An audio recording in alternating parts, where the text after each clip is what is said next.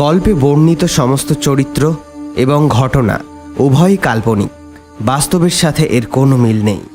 যদি কোনো মিল থেকে থাকে তা সম্পূর্ণরূপে কাকতালীয়। নমস্কার, আমি অয়ন। গল্পকথায় সকলকে জানাই আরও একবার স্বাগত। আজকে আপনাদেরকে শোনাতে চলেছি আমার নিজস্ব কাহিনী অবলম্বনে বেতাল। আমার অনেক শ্রোতা বন্ধুরা আমাদের গল্পগুলিকে শোনেন, কিন্তু চ্যানেলটিকে এখনও সাবস্ক্রাইব করেননি। তাদের কাছে আমার বিনীত অনুরোধ, গল্পগুলি ভালো লাগলে চ্যানেলটিকে অবশ্যই সাবস্ক্রাইব করবেন এবং শেয়ার করে আমাদেরকে এগিয়ে যেতে সাহায্য করবেন। আমাদের আজকের নিবেদন জীবন্ত মরা গল্পটির পরবর্তী অংশ।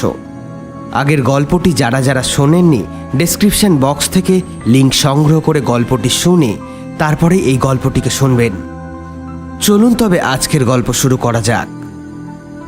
গল্পে নিত্যানন্দবাবু এবং শ্যামানন্দবাবুর ভূমিকায় শুভদীপ, রামহরির চরিত্রে শ্রীরূপ, রশিদের ভূমিকায় অতনু, রসার চরিত্রে দেবাশিস, রক্তিমের ভূমিকায় দিব্যেন্দু, ঝুমিয়ার চরিত্রে অনন্যা। গল্প পাঠে আমি অয়ন। শুরু হতে চলেছে আজকের গল্প জীবন্ত মরার দ্বিতীয় পর্ব, বেতাল।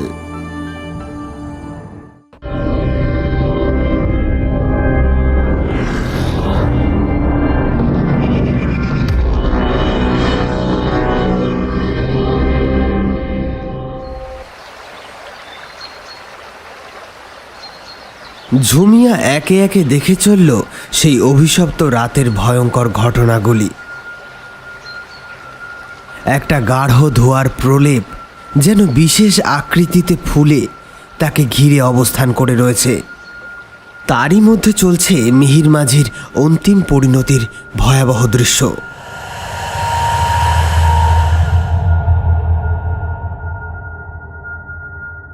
এখন আপনাদের মনে হতেই পারে, কে এই ঝুমিয়া? কি করেই বা সে এত ক্ষমতার অধিকারী হল? চলুন তবে তার ইতিহাসটা শোনানো যাক। জমিদার নিত্যানন্দ চট্টোপাধ্যায় লক্ষ্মীকান্তপুর গ্রামের দক্ষিণ প্রান্তে প্রায় অর্ধভগ্ন এক জমিদারি মহলের এখন তিনি একাই বাসিন্দা। বাপ ঠাকুরদা সহ 3 পুরুষের এই জমিদারি। বংশ পরম্পরায় তিনি এই জমিদারি লাভ করলেও বৈষয়িক ব্যাপারে তার বিন্দুমাত্র উৎসাহ কোনোদিনই ছিল না। তাই জমিদারের বিভিন্ন সম্পত্তি বেদখল হতে হতে এখন হাতের পাঁচ এই জমিদারি মহল। তবে এই বাড়িটিও খুব একটা বহাল তবিয়তে নেই।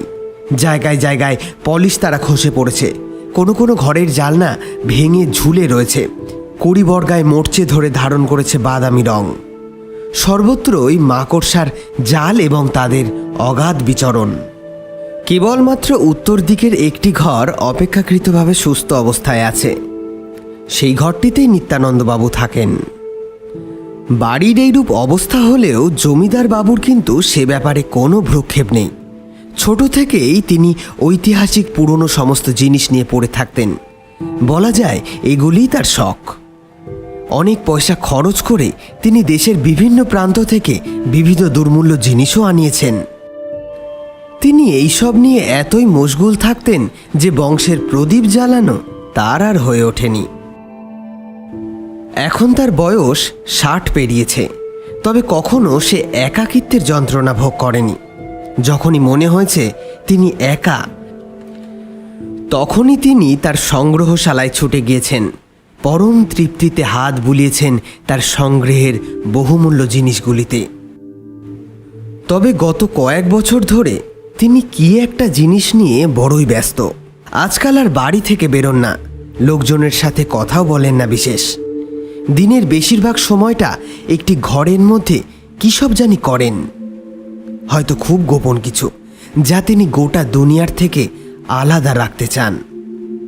এই জন্য আজকাল তাকে অনেক বেশি পড়াশোনা করতে হয়। গোটা সকাল তিনি তার বিভিন্ন বই পুঁথি নিয়ে কাটিয়ে দেন, আর দিনের আলো ফুরালেই তিনি সেই বিশেষ ঘরে চলে যান। কি আছে সেই ঘরে? কি করেন তিনি সেখানে?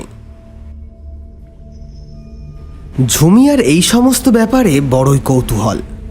দীনদয়াল জমিদার বাড়ির রক্ষণাবেক্ষণ করত। তারা কয়েক পুরুষ ধরেই এই জমিদার বংশের সেবা করে আসছে। এই দীনদয়ালের মেয়েই হলো ঝুমিয়া। সে তার মেয়ের বিয়ে দিয়েছিল ঠিকই, তবে এক হাড় গিলে বুড়োর সাথে। 1 বছর ঘুরতে না ঘুরতেই ঝুমিয়ার বয়স্ক বর বৈকুণ্ঠ ধামের উদ্দেশ্যে রওনা দেয়। অগত্যা দীনদয়াল তার মেয়েকে শ্বশুরবাড়িতে না রেখে নিজের কাছে নিয়ে আসে। তারপর জমিদার বাবুকে বলে এই বাড়িতেই ঝুমিয়ার জন্য একটা কাজের ব্যবস্থা করে দেয় সে। দীনদয়াল মারা গিয়েছে আজ বেশ কয়েক বছর হয়েছে। তারপর থেকেই জমিদার বাড়ির দেখাশোনার ভার এসে পড়েছে ঝুমিয়ার কাঁধে। কর্তার সংগ্রহশালার প্রতি ঝুমিয়ার বরাবরের ঝোঁক। বছর 2-1 ধরে জমিদার বাবুর মধ্যে ধীরে ধীরে কি যেন একটা পরিবর্তন ঘটেছে। ঝুমিয়া সেটা বেশ বুঝতে পেরেছে, কিন্তু কি কারণে ঘটেছে সেটা সে আজ করতে পারছে না।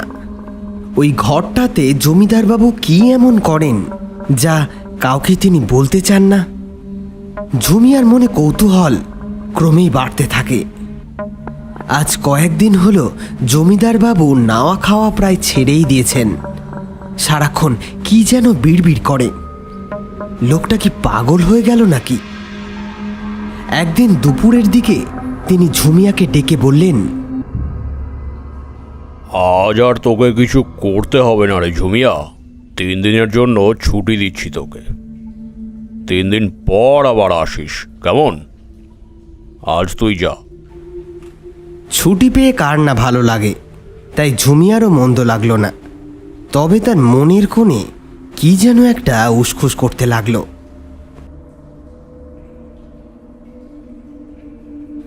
ঠিক 3 দিন পরের ঘটনা। প্রতিদিন সকাল 10টার ভিতর জমিদার বাবুর সকালের খাবার প্রস্তুত রাখতে হয়। তাই ঝুমিয়া 8:30টার ভেতরেই জমিদার বাড়ি ঢুকে যায়। আজও তাই সে নির্দিষ্ট সময়ে জমিদার বাড়ি পৌঁছে গিয়েছে। বাড়ির সামনের গেট খুলে ঢুকতেই মরা পচা গন্ধ নিয়ে একটা বদ্ধ হাওয়া এসে যেন ঝাপটা মারে ঝুমিয়ার নাকে। একটা বেজায় পচা গন্ধ। জমিদার বাড়ির বাতাসে বিষাক্ত কি একটা মিশে গিয়েছে। ঝুমিয়া নাকে কাপড় চাপা দিয়ে বাড়ির ভিতরের দিকে চলতে লাগলো। একটা কালো অদৃশ্য অন্ধকার যেন গোটা বাড়ি জুড়ে ঘুরপাক খাচ্ছে। জমিদার বাবুর কিন্তু কোনো খোঁজ নেই।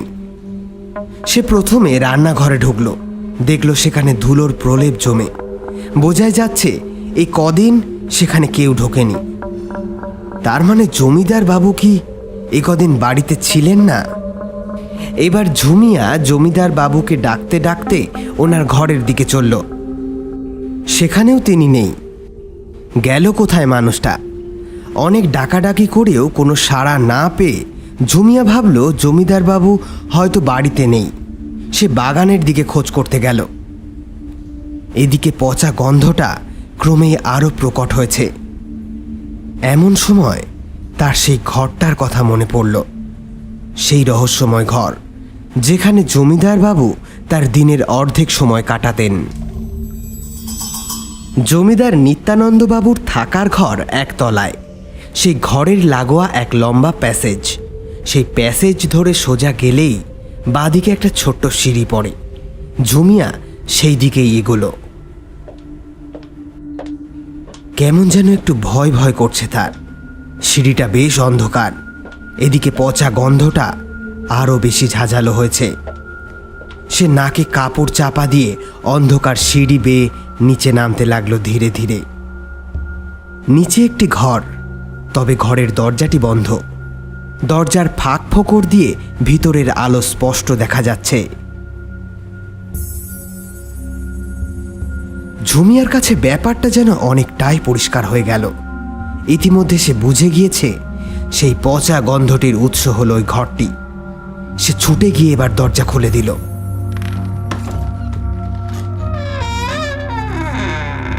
দরজাটি খুলে যাওয়ার সাথে সাথে ভিতরের যে দৃশ্য তার চোখের সামনে উন্মোচিত হলো তা দেখে তার সমগ্র শরীর যেন ঠান্ডা হয়ে গেল। দৌড়ে ঘর থেকে সে বেরিয়েই আসতে যাচ্ছিল, এমন সময় তার সাহসী সত্তাটা যেন জেগে উঠল। নাকে শক্ত করে কাপড় চাপা দিয়ে ধীরে ধীরে ঘরের মধ্যে প্রবেশ করল। বিভিন্ন জিনিস সমগ্র ঘর জুড়ে ছড়ানো ছেটানো, যেমন কিছু গোছা গোছা চুল, বানরের হাত, নখের টুকরো, মানুষের মাথার খুলি, এছাড়া ঘরের বিভিন্ন জায়গায় স্তূপীকৃতভাবে ছাই ছড়ানোর। আর ঘরের ঠিক মাঝখানে চিত হয়ে পড়ে আছে জমিদার বাবুর মৃতদেহ। ইতিমধ্যেই তাতে পচন ধরতে শুরু করেছে। বিস্ফারিত দৃষ্টি, আপাতভাবে দেখলে তার শরীরে কোনো আঘাতের চিহ্ন নেই, তবে সহজেই বলা যায় ভয়ানক কিছু দেখেই বোধহয় ওনার হৃদযন্ত্র কাজ করা থামিয়ে দিয়েছিল। এবার ঝুমিয়ার নজর গেল ঘরের মাঝখানে রাখা একটি বিশেষ মূর্তির ওপর। এটাই তো সেই মূর্তি। জমিদার বাবুর সংগ্রহশালায় বিভিন্ন জিনিসের মধ্যে এটা ঝুমিয়ার সব থেকে প্রিয়। মূর্তিটা যে দেখতে খুবই সুন্দর তেমনটা কিন্তু নয়, তবে কি যেন একটা আকর্ষণ আছে ওটার ভিতর। মূর্তিটি সম্পূর্ণরূপে কালো। তার দুটো হাত, দুই হাতেই অজানা সরীসৃপের মতো দুটি প্রাণীকে ধরে রেখেছে। মূর্তিটির মধ্যে পুরুষ ও স্ত্রীর উভয় বৈশিষ্ট্যই বর্তমান, তবে মুখটা ছাগলের মতো। মাথার দুটি শিং সোজা উপরে উঠে পিছন দিকে বেঁকে গিয়েছে।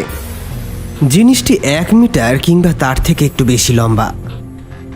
মূর্তিটাকে নিজের করার বাসনা ঝুমিয়ার প্রথম দিন থেকেই। আজ এক মোক্ষম সুযোগ এসে হাজির হয়েছে তার সামনে। ঘরের মাঝখান থেকে মূর্তিটি তুলতে গিয়ে ঝুমিয়া দেখল পাশে একটি লাল রঙের লম্বাটে খাতা রয়েছে। কি মনে হওয়ায় মূর্তিটির সাথে সে খাতাটিও নিল। তারপর সেই মূর্তি এবং খাতাটি শাড়ির মধ্যে ঢুকিয়ে দ্রুত জমিদার বাড়ি থেকে বেরিয়ে নিজের ঘরের দিকে হাঁটা শুরু করল।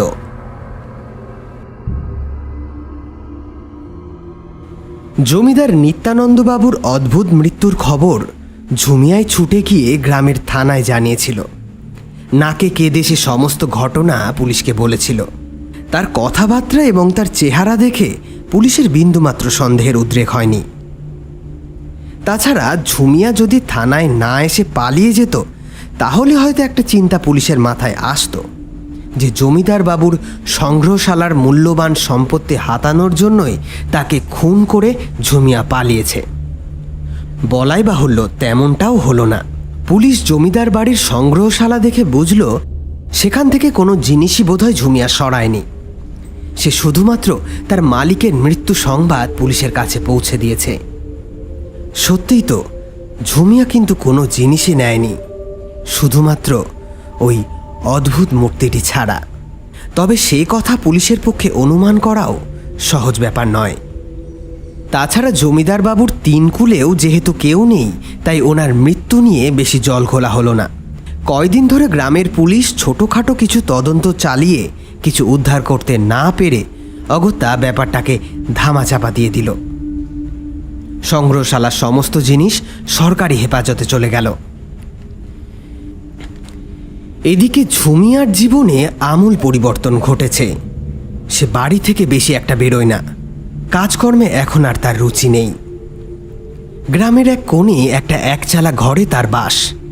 ঘরে বসে সারাটা দিন সে ওই মূর্তিটি এবং লাল রঙের খাতাটি নিয়ে নাড়াচাড়া করে। তবে খাতাটি কিন্তু কোনো সাধারণ খাতা নয়। হিন্দু শাস্ত্র মতে বিভিন্ন তন্ত্রমন্ত্র, কালো জাদুবিদ্যার পূর্ণ বর্ণনা বিস্তারিতভাবে লেখা আছে ওতে। বাবার দৌলতে ছোটবেলায় সে কিছু পড়াশোনা শিখেছিল। তাছাড়া জমিদার নিত্যানন্দ বাবুকে খবরের কাগজ পড়ে শোনানোর কাজ সেই করত। সুতরাং বাংলায় লেখা ওই মন্ত্রতন্ত্রের খাতাটি পড়তে ঝুমিয়ার খুব একটা সমস্যা হলো না। একদিন সন্ধ্যাবেলা ঝুমিয়া মূর্তিটাকে নিয়ে ঘুরিয়ে ফিরিয়ে দেখছিল। তার গায়ে হাত বুলিয়ে মানসিক তৃপ্তি লাভ করছিল। মানুষের শরীরে অমন বিকট একটা ছাগলের মাথা বসানো এই মূর্তি কি কোনো দেবতার মূর্তি, নাকি শিল্পীর খেয়ালে বানানো কোনো মূর্তি? এত কদর্য দর্শন হওয়া সত্ত্বেও ঝুমিয়াকে ওটা কেন এত টানে? হয়তো এইসবই ভাবছিল সে। এমন সময় হঠাৎ মূর্তিটি তার হাত থেকে ফসকে মাটিতে পড়ে যায়।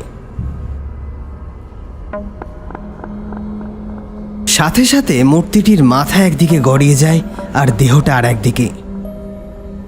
কিন্তু দেহটির মধ্যে থেকে হলদেটে কিছু একটা উকি দিচ্ছে যেন। ঝুমিয়া তাড়াহুড়ো করে মাটিতে বসে পড়ে। মূর্তিটি হাতে তুলে দেখে তার গলা বরাবর লম্বা একটি চোঙাকৃতি গর্ত সোজা পা পর্যন্ত নেমে গিয়েছে। বাইরে থেকে দেখে বোঝার উপায় নেই যে মূর্তিটির ভেতরটা ফাঁপা। সেই ফাঁপা অংশের মধ্যে থেকেই উকি দিচ্ছে একটি হলদেটে কাগজ। ঝুমিয়া কাগজটিকে বার করে নেয়। এবার সে মাথাটিকে এক হাতে ধরে গলার উপরে বসিয়ে একটু চাপ দিতেই ঠুক করে একটা শব্দ হয় এবং মাথাটি আবার আগের মতোই গলায় বসে যায়। ঝুমিয়া এবার বুঝতে পারে এই মূর্তিটি অনেকটা কৌটোর আদলে তৈরি করা। মাথাটি হলো তার ঢাকনি। যাক, তাহলে জিনিসটা ভাঙেনি। একটু আশ্বস্ত হলো ঝুমিয়া। এবার সে হলদেটে কাগজের টুকরোটি নিয়ে দেখতে লাগলো। জিনিসটাকে কাগজের টুকরো বললে হয়তো একটু ভুল বলা হবে। লম্বায় চওড়ায় জিনিসটা মোটামুটি 1 বিঘে হবে। 4 ভাজে ভাঁজ করা ছিল বলে প্রথমটায় দেখে কাগজের টুকরো বলেই মনে হয়েছিল। গোটা কাগজটায় চাপ চাপ হলুদ লাগানো আর তার উপরে লাল রঙে লেখা, সিংহের উত্তরে, অশ্বতের গভীরে। ঝুমিয়া এর অর্থ কিছুতেই বুঝতে পারল না, তবে হাতের লেখাটি তার বিলক্ষণ পরিচিত। জমিদার নিত্যানন্দবাবুর হাতের লেখা। সেদিন সারা রাত ধরে ঝুমিয়া চিন্তা করতে লাগলো ওই কথাটির অর্থ। কি হতে পারে ওটা? জমিদার বাড়ি সম্পর্কে সে যা যা জানে সব খুঁটিয়ে খুঁটিয়ে ভাবতে লাগলো। চিন্তা করতে করতে কখন জানি সে ঘুমিয়ে পড়েছিল। ভোরের দিকে একটা স্বপ্ন দেখল সে। লণ্ঠন হাতে সে দাঁড়িয়ে রয়েছে একটা জানালার সামনে। রাত তখন গভীর, সমস্ত চরাচর নিদ্রাচ্ছন্ন। ঝিঝি পোকার ডাক ছাড়া আর কোথাও কোনো কিছুর শব্দ পাওয়া যাচ্ছে না। সে যে জানালার সামনে দাঁড়িয়ে, সেটি কাচের জানলা, স্বচ্ছ কাচের জানলা, তাই বাইরের দৃশ্য তার সামনে একেবারে স্পষ্ট। বাইরে জঙ্গল জ্যোৎস্নার আলোয় একেবারে ভেসে যাচ্ছে। তারই ভিতরে সে দেখল একটা নারী মূর্তি গোটা জঙ্গলময় ইতিউতি ঘুরে বেড়াচ্ছে। তার দৃষ্টি মাটির দিকে নিবদ্ধ। সমস্ত গাছপালাকে সে খুঁটিয়ে খুঁটিয়ে পরীক্ষা করছে যেন। এবার সে একটা গাছের সামনে এসে দাঁড়ালো। একটা মোটা বড় ধরনের গাছ। খানিক সময় দাঁড়িয়ে হঠাৎ নারী মূর্তিটি পিছনে ঘুরে সরাসরি জানলার দিকে তাকালো, যেখানে ঝুমিয়া দাঁড়িয়ে। জঙ্গলের মধ্যে দাঁড়িয়ে থাকা নারী মূর্তিটি হুবহু তার মতো দেখতে। চাঁদের পাংশু আলোয় তার মুখটি যেন আরো বেশি ফ্যাকাশে লাগছে।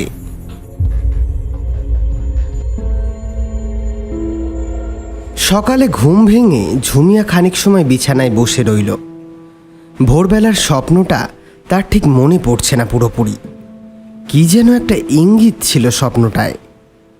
কি ইঙ্গিত হতে পারে? মন স্থির করে কিছু সময় ভাবনা চিন্তা করার পর হঠাৎ তার মস্তিষ্কে যেন বিদ্যুৎ খেলে গেল। খেয়াল পড়ল জমিদার বাড়ির নাম। বাড়ির ফটকে ঢুকতেই বাপাশের মোটা থামের উপরে একটা ফলকে সে বহুবার দেখেছে এই নামটি।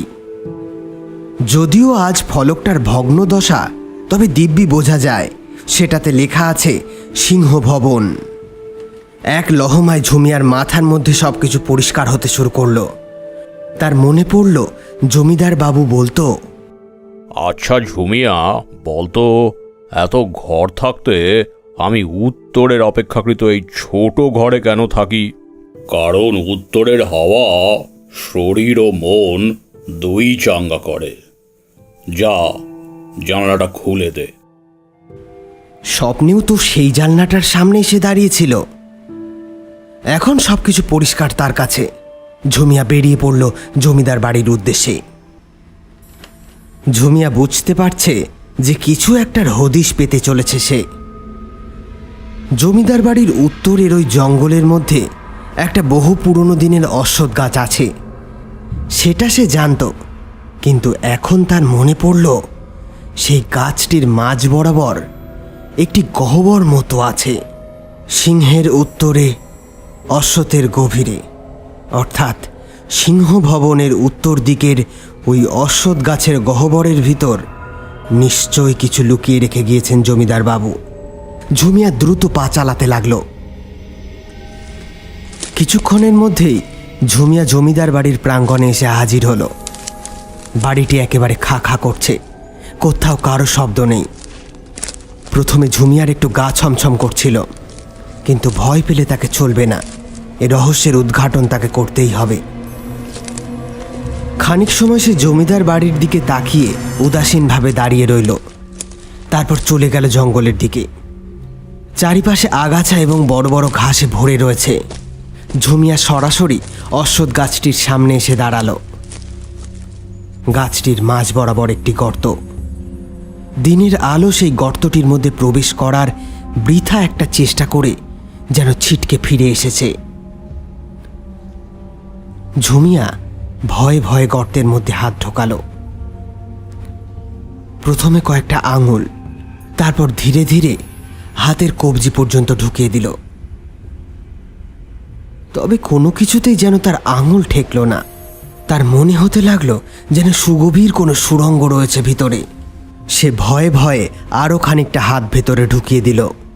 ক্ষণিকের বিলম্ব, তারপর তড়িৎ গতিতে ঝুমিয়া হাত বাইরে বের করে আনলো। এক প্রবল শীতল কিছু তার হাতে স্পর্শ করেছে। প্রথমটায় তার মনে হলো গাছের কোঠরের মধ্যে হয়তো দলা পাকিয়ে কোনো বিষধর সাপ বসে আছে। ঝুমিয়া আশপাশ থেকে এবার একটি গাছের সরু ডাল কুড়িয়ে গর্তটির মধ্যে প্রবেশ করালো।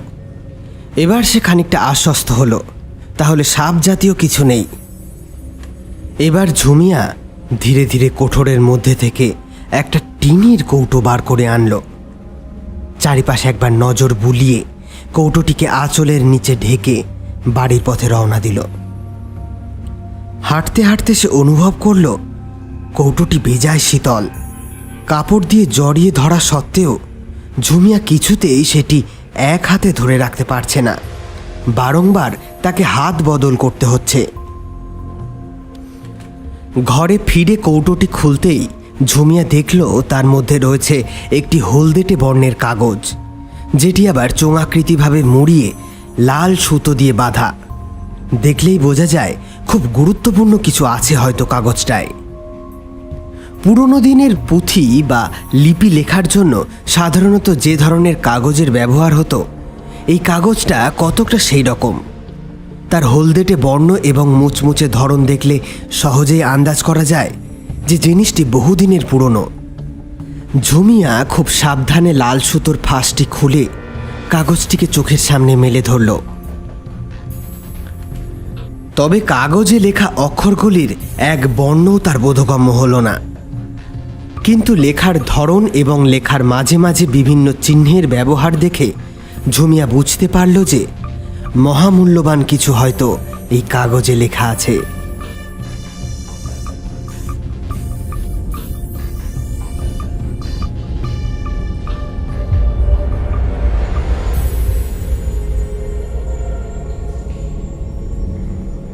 ঝুমিয়ার ধারণায় ঠিক ছিল। হলদেটে কাগজগুলিতে উল্লেখ ছিল কিছু বিশেষ পদ্ধতির, যেগুলি ভারতীয় তন্ত্রশাস্ত্র এবং বৈদেশিক কালো জাদুবিদ্যার সমন্বয়ে তৈরি করা। আসলে এই জিনিসটি জমিদার নিত্যানন্দবাবুর সংগ্রহশালার একটি, কিন্তু পরবর্তীকালে তিনি তন্ত্রমন্ত্র নিয়ে বিশদ জানার পর হয়তো কোনোভাবে উদ্ধার করতে পেরেছিলেন এই কাগজের লেখা এবং তার ভয়াবহতা সম্পর্কেও আঁচ পেয়েছিলেন, যার ফলস্বরূপ তিনি এই জিনিসটাকে এইভাবে লুকিয়ে রাখার সিদ্ধান্ত নেন। তবে তিনি একদিক থেকে এই ব্যবস্থাও করে দিয়ে গিয়েছিলেন যে কেউ যদি তন্ত্রমন্ত্রের এই অন্ধকার পথে এগোতে চায়, তাহলে সে নিশ্চয়ই এই বিশেষ কাগজটি খুঁজে পাবে, যার ফলস্বরূপ সেটি এখন ঝুমিয়ার হাতে এসে পৌঁছেছে। এরপর ঝুমিয়া কাঁধে একটি ঝোলা এবং তার মধ্যে এই সমস্ত জিনিস ভরে গ্রাম ছেড়ে রাতারাতি বেরিয়ে পড়ে। তন্ত্র সাধনার প্রতি টান এবং অলৌকিক শক্তি লাভের অদম্য লোভ তাকে তাড়িয়ে নিয়ে বেড়ায় দেশের এ প্রান্ত থেকে ও প্রান্তে। বিভিন্ন বড় বড় তন্ত্র সাধক সাধিকার সংস্পর্শে সে আসে, নানান বিদ্যা রপ্ত করে। যত জায়গায় সে গিয়েছে সর্বত্রই সে বেশি আদর তথা সমাদর পেয়েছে, শুধুমাত্র তার কাছে থাকা ওই হলদেটে কাগজটির জন্য। যদিও অনেকেই তার থেকে জিনিসটি লুট করার বহুল চেষ্টা করেছে, তবে ক্ষুরোধার বুদ্ধি ও অদম্য সাহসের জোরেই ঝুমিয়া সমস্ত বিপদ থেকে সহজেই বেরিয়ে আসতে পেরেছে। অবশেষে পশ্চিম ভারতের এক ভব্য সাধুর সান্নিধ্যে এসে সেই কাগজের লেখার আসল অর্থ উদ্ধার করতে পারে। কাগজটিতে নানা ধরনের অদ্ভুত সব তন্ত্রবিদ্যার বর্ণনা দেওয়া আছে। এত বছর ধরে ঝুমিয়া সেই সবের অনেক কিছুই রপ্ত করে ফেলেছে, বাকি আছে কেবল বিশেষ একটি, যে পদ্ধতি করতে পারলে সে হয়তো শক্তিতে ঈশ্বরকেও টেক্কা দিতে পারবে। তবে সেই শক্তি লাভের পথ মোটেই সুগম নয়, পদে পদে জীবনের ঝুঁকি আছে তাতে। তবে ঝুমিয়া ছাড়বার পাত্রী নয়। বেশ কয়েক বছর ধরে সে দেশের এদিকে সেদিকে ঘুরে আবার এই গ্রাম বাংলায় ফিরে এসেছে, কারণ এই পদ্ধতির যাবতীয় উপাচার সে হয়তো এখানে সহজেই পেয়ে যাবে। তাই নির্জন শ্মশানে বসে ধোয়ার মধ্যে মিহির মাঝিকে ছিঁড়ে ফুঁড়ে খাওয়া সেই ভয়ঙ্কর মূর্তিটাকে দেখে ঝুমিয়ার চোখ যেন জ্বলজ্বল করে ওঠে। মাথার মধ্যে বিদ্যুতের মতো খেলে যায় এক প্রলয়ঙ্কর বুদ্ধি, মুখে ফুটে ওঠে আগত সাফল্যের হাসি।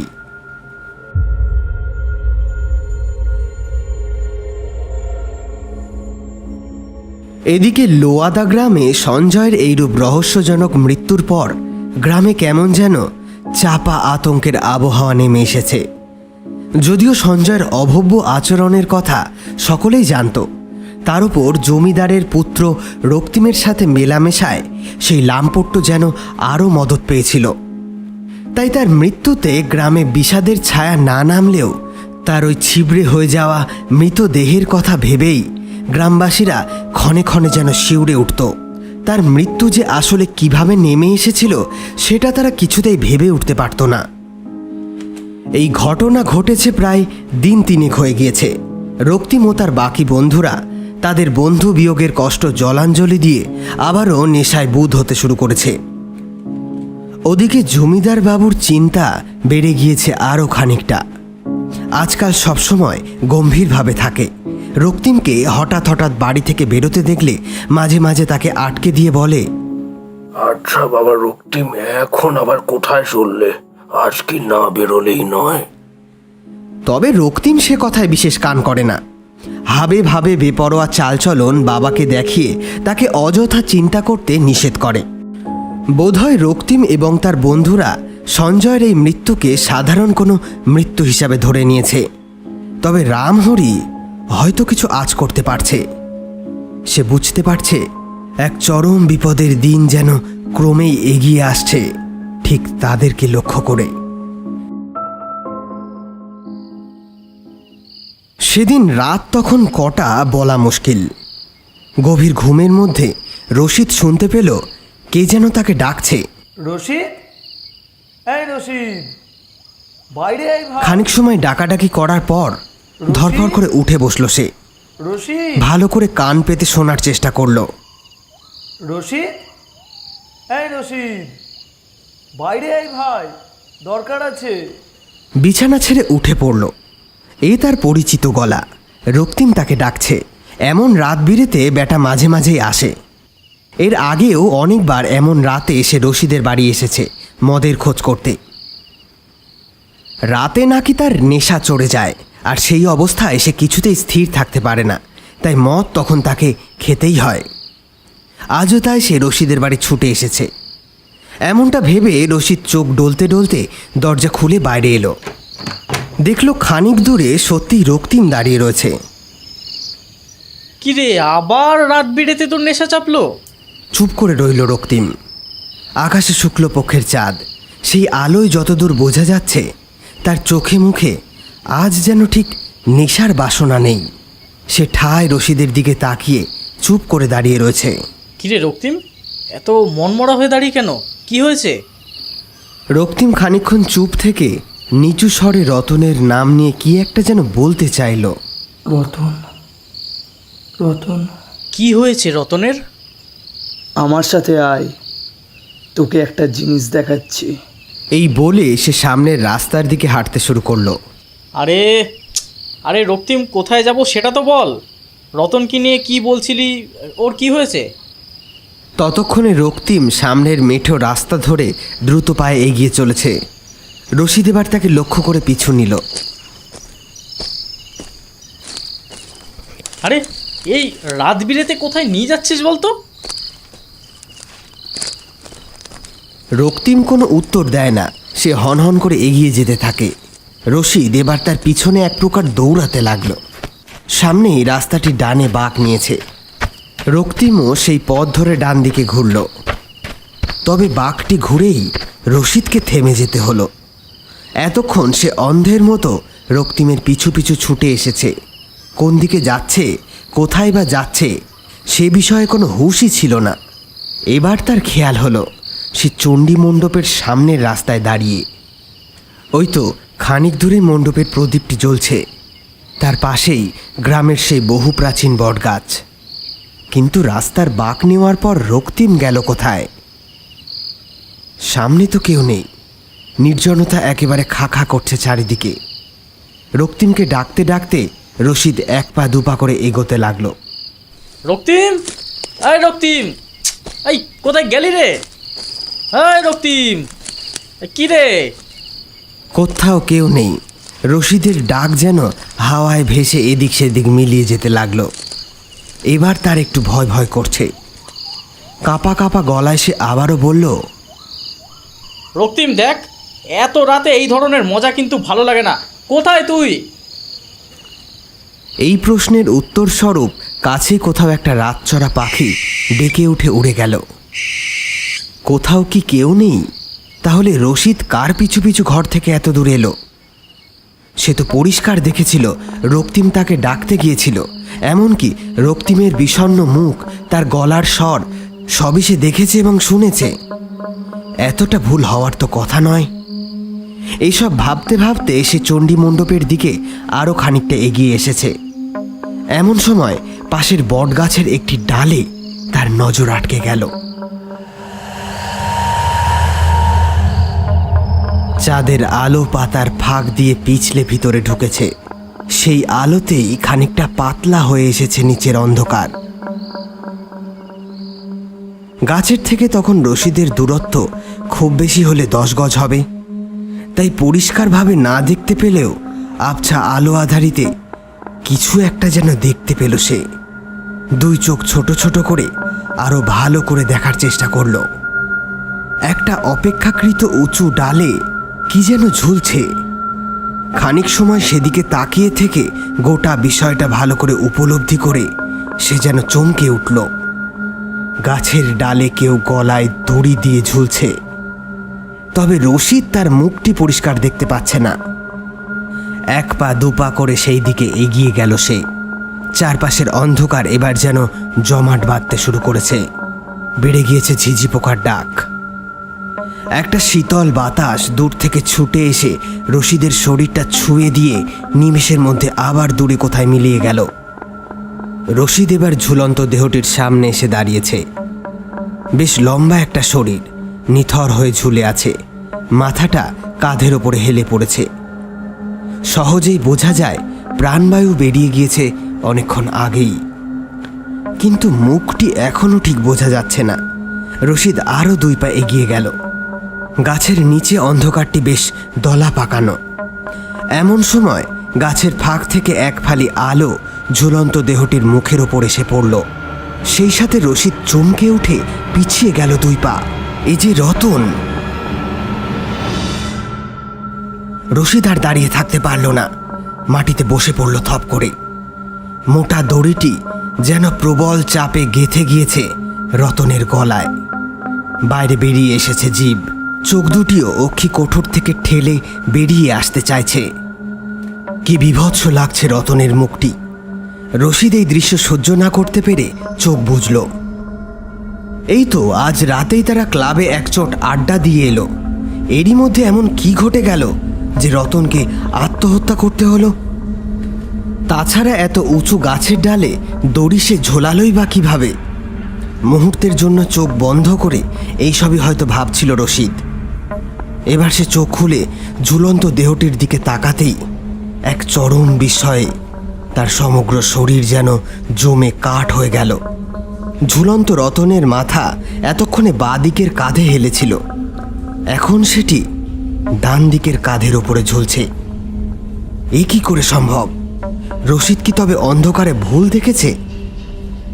দুই হাত দিয়ে চোখ দুটিকে রগড়ে নিয়ে আরো ভালো করে দেখার চেষ্টা করল। এমন সময় ঘটল আরো ভয়াবহ দৃশ্য।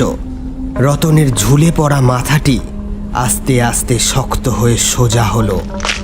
অদ্ভুতভাবে বাইরে বেরিয়ে থাকা জিভটি ক্রমেই লম্বা হতে লাগলো। ঝুলন্ত রতনের সমগ্র দেহ থেকে খসে খসে পড়তে লাগলো মাংস। মুহূর্তের মধ্যে রতনের দেহটি বদলে গিয়ে পরিণত হলো এক কঙ্কালসার দেহে। হঠাৎ করে দেখলে মনে হবে গলায় দড়ি পরিয়ে ঝুলিয়ে রাখা হয়েছে কোনো কঙ্কালকে। রশিদ ভয়ে কাঠ হয়ে সেদিকেই তাকিয়ে রয়েছে, নড়াচড়ার ক্ষমতাটুকুও যেন আর তার মধ্যে নেই। এবার রশিদ খেয়াল করল ঝুলন্ত কঙ্কালসার দেহটির মুখ ইতিমধ্যেই বদলে গিয়েছে। তৎক্ষণাৎ ভয়ে জমে থাকা তার শরীরটি আরও যেন আড়ষ্ট হয়ে গেল। এই যে ভোলা পাগলা!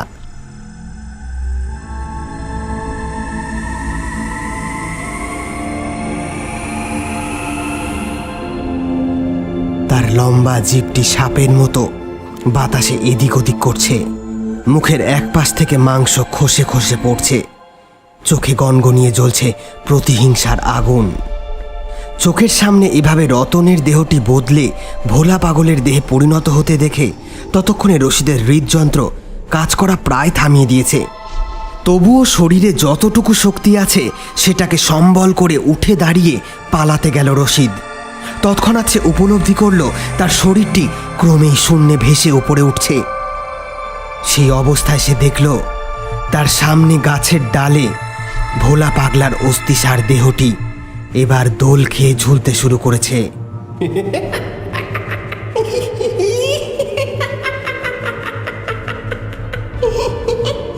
সাপের মতো লিকলিকে জিভটি ভেসে বেড়াচ্ছে হাওয়ায়। রশিদ ছটফট করতে লাগলো, চিৎকার করতে গেল, কিন্তু সে চিৎকার তার গলার মধ্যেই দলা পাকিয়ে গেল। কেউ যেন বলপূর্বক সেটিকে ভেতরেই আটকে দিয়েছে। রশিদের দেহটি সামনে ঝুলন্ত ভোলা পাগলার কঙ্কালসার দেহটি বরাবর শূন্যে উঠে এলো। এবার সে অনুভব করল যে অদৃশ্য শক্তি তার শরীরটাকে তুলে ধরেছিল সে হঠাৎ করেই তাকে ছেড়ে দিয়েছে। ফলত রশিদের দেহটি নিচে পড়ে যেতে গিয়েও যেন থমকে গেল শূন্যে। তৎক্ষণাৎ গলায় সে প্রবল চাপ অনুভব করল। জিভটি বাইরে বেরিয়ে আসতে চাইল। এতটুকু বাতাসের জন্য বার কতক শূন্যে শরীরটি কেঁপে উঠে স্থির হয়ে যেতে লাগলো ধীরে ধীরে। চোখের দৃষ্টি ঝাপসা হয়ে আসছে তার। সেই অবস্থায় রশিদ দেখল তার সামনে ঝুলতে থাকা কঙ্কালসার দেহটির মুখে খেলে যাচ্ছে এক পৈশাচিক হাসি। এ হাসি তার বহুদিনের পরিচিত।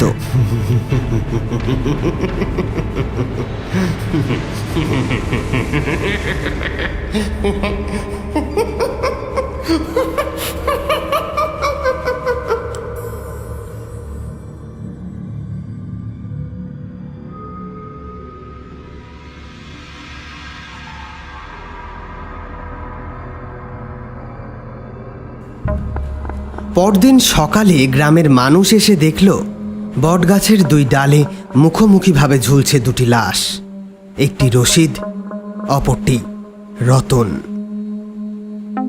সঞ্জয়ের অদ্ভুত মৃত্যুর রেশ কাটতে না কাটতেই গ্রামে আরও দুটি মৃত্যু।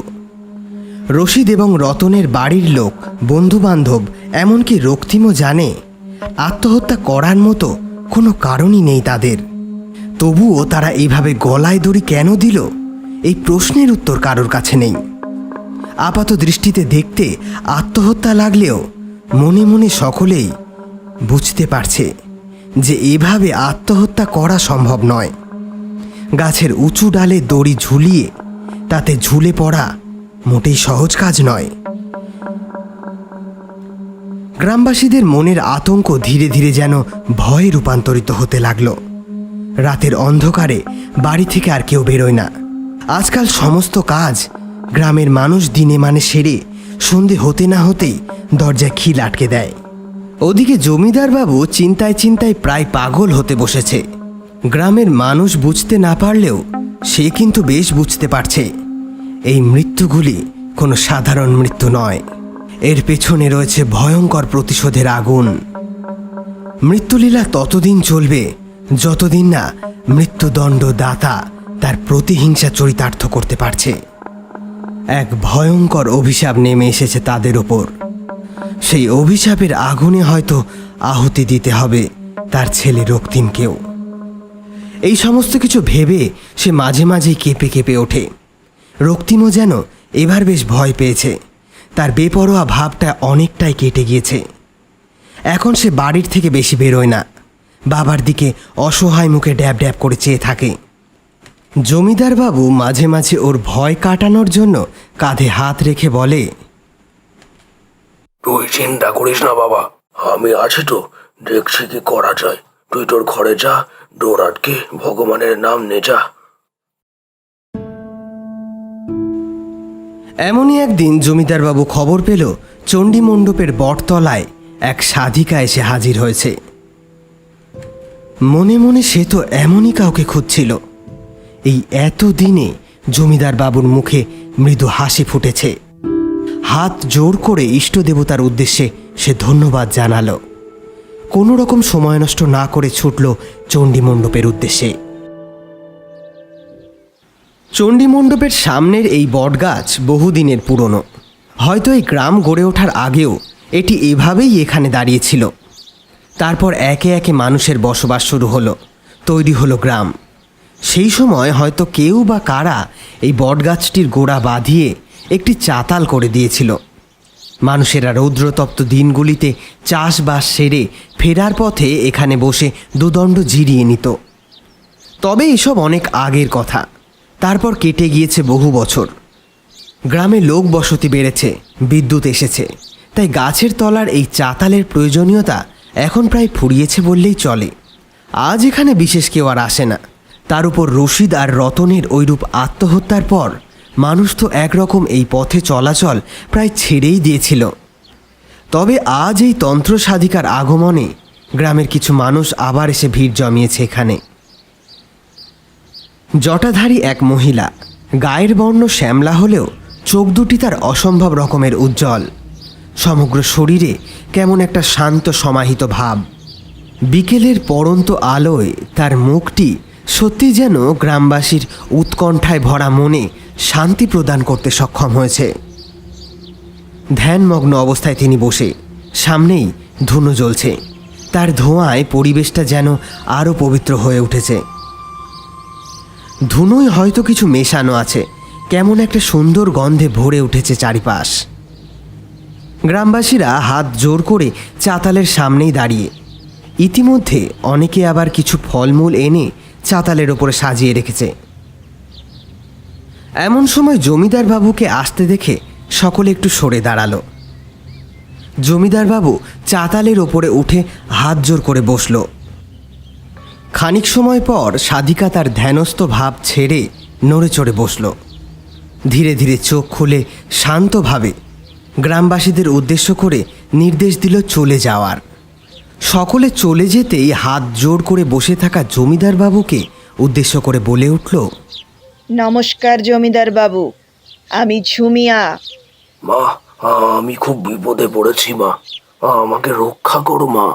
এই বলে জমিদার বাবু হয়তো আরও কিছু বলতে যাচ্ছিল, কিন্তু ঝুমিয়া তাকে থামিয়ে দিয়ে বেশ কড়া সুরে বলল, চুপ কর, তোর সমস্ত কুকীর্তির কথা আমি জানি। তোদের গ্রামে এসব যা হচ্ছে তা সবই তোর এবং তোর ছেলের কুকীর্তির ফল। এই বিপদ থেকে তোদেরকে বাঁচানো খুবই মুশকিল। কিছু তো উপায় থাকবে মা। জ্বলন্ত ধনুচির দিকে কিছুক্ষণ তাকিয়ে থেকে খুব গম্ভীরভাবে সাধিকা বলল, উপায় একটা আছে, তবে তা খুবই কঠিন, পারবি না তুই। হ্যাঁ মা, তুমি বলো, আমি সব পারবো। যে করেই হোক আমার ছেলেকে বাঁচাতেই হবে। শোন তাহলে। এই বলে সে জমিদার বাবুকে যা বলল তা কতকটা এইরূপ।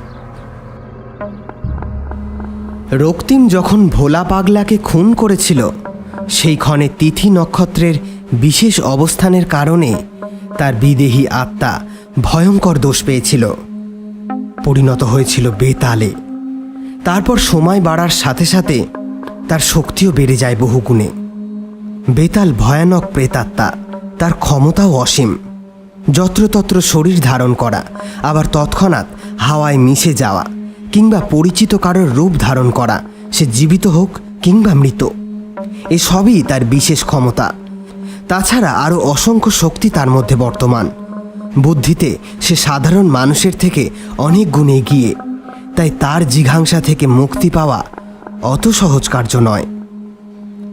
জমিদার বাবু যদি চায় তাহলে ঝুমিয়া এক বিশেষ যজ্ঞের ব্যবস্থা করতে পারে, তবে সে যজ্ঞ সমাধা করতে প্রয়োজন এক অত্যাবশ্যকীয় অদ্ভুত উপাচার।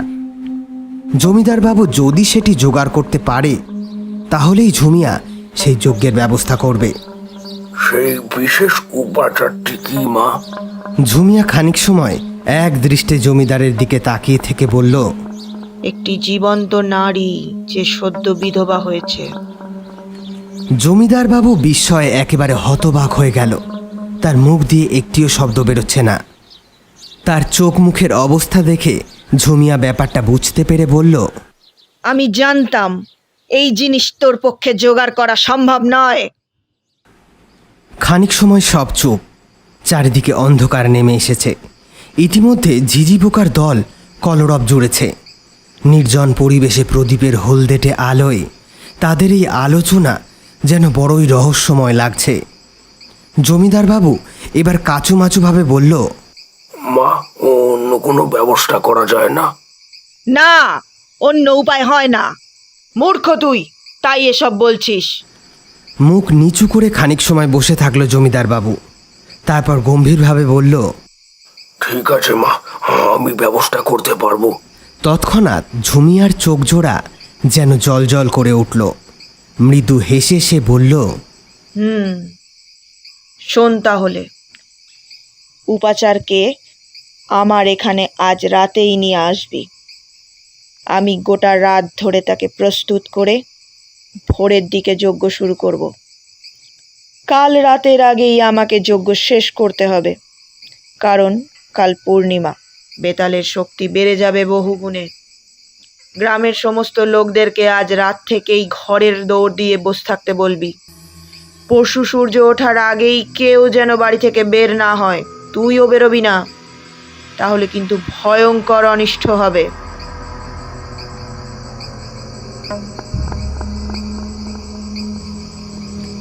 এইটুকু শুনে জমিদার বাবু গম্ভীর মুখে উঠে পড়ল। চারিদিকে তখন রীতিমতো অন্ধকার ঘনিয়ে এসেছে। টর্চ জ্বালিয়ে সে এগোতে লাগলো বাড়ির দিকে। পথে যেতে যেতে তার মনে হলো কেউ যেন তার পিছু পিছু আসছে। মাঝে মাঝে একটা গরম হাওয়া বেরিয়ে যাচ্ছে তাকে ছুঁয়ে। ঝুমিয়ার কাছ থেকে ফেরার সময় একটা কালো কৌটো দিয়েছিল সে। তার মধ্যে কি আছে তা বলা মুশকিল, তবে পথে যতবারই এমন অদ্ভুত অনুভূতি ঘটেছে জমিদার বাবু বুকের কাছে সেটি চেপে ধরেছে। সেই কারণেই হয়তো গরম হাওয়াটি তাকে ছুঁয়ে বেরিয়ে গেলেও তার কোনো অনিষ্ট করতে পারেনি। তবে গোটা পথে সে একটা অদ্ভুত হাসির শব্দ শুনেছে, যেমনটা গ্রামের মানুষ মাঝে মাঝে শুনতে পায়। জমিদার বাবু কিন্তু আগে এমনটা কখনো শোনেনি, তবে আজ শব্দটা শুনে তার সমগ্র শরীরের রক্ত যেন জল হয়ে গেল। কোনো রকমের হৃদয়কে শক্ত করে সে দ্রুত বাড়ি পৌঁছালো।